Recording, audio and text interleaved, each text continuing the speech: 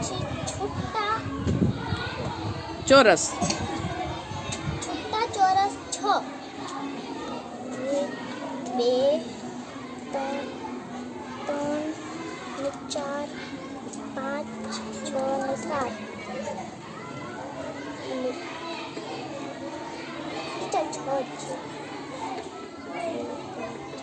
7 અને એક આ 6 વત્તા કરીને ઓલી બાજુ કરો. વત્તા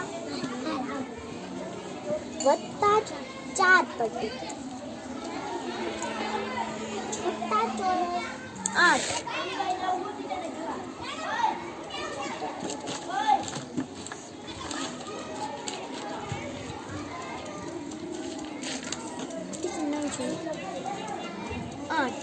8. બરાબર. હવે બેયને સરવાળો ભેગો કરો જોઈએ. હવે કેટલી થાય 1 2 3 4 5 6 થશે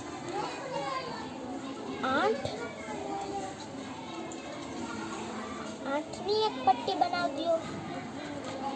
10 ની એક પટ્ટી બને ને.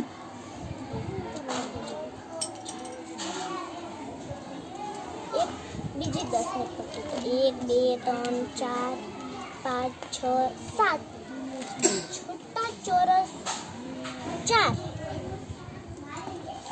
એટલે કેટલી સંખ્યા બની?